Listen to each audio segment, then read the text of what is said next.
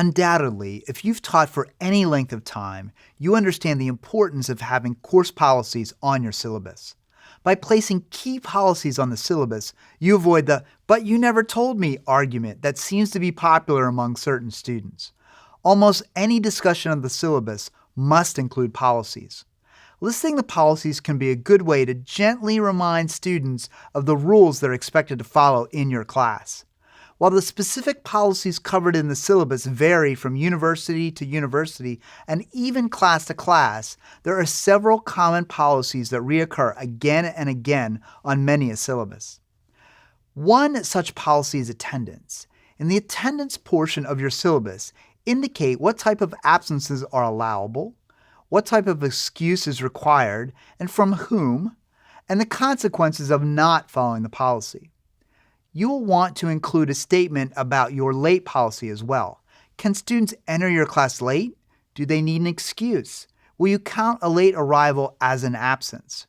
Having a late policy clearly spelled out on the syllabus helps reinforce the idea of arriving to class on time and respecting others who do make the effort to be there on time.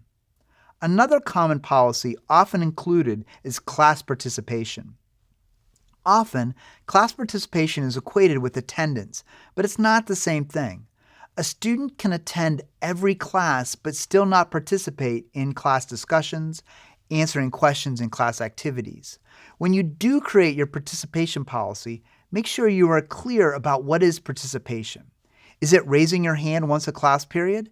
Is it contributing to a class discussion? Is it a willingness to take part in class activities? Participation can be hard to define, and your definition of participation and a student's definition may be different. So be sure you are clear about what you mean when you create your policy on class participation. If you teach a course that involves field or lab work, you should also include a statement about your safety policy. Even if you distributed detailed safety information separately from your syllabus, it is still a good idea to indicate in a paragraph or two your safety policy. Students can seriously injure themselves or others if they don't follow proper precautions, so make sure you highlight the need for safety. A syllabus is a good place to reinforce this need. Another policy that you may not have considered including on your syllabus, but should, is a social media policy. You need to set boundaries with current students regarding an acceptable social media relationship. You need to indicate whether or not it's acceptable for students to record any part of your lecture or post occurrences from class on a social media platform, or even whether or not you allow students to have their phones out and on during class. Any social media policy needs to balance the feasibility of enforcement with the benefits of having the policy in place. One good place to start is to check on your university's social media policy and see if it can be adopted fully for your particular class, or if it needs some modification. This brings up another point, which is that you may want to consider restating applicable university policies on your syllabus. You may want to restate your university's policy on discrimination, plagiarism, an honor code, and other applicable university policies.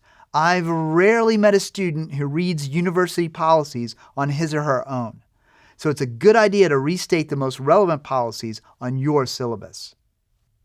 Other types of policies that you may want to list on your syllabus include missed assignments, late work, extra credit, asking for an extension, group work, reading assignments, exams and tests, homework, communications, academic freedom, grading.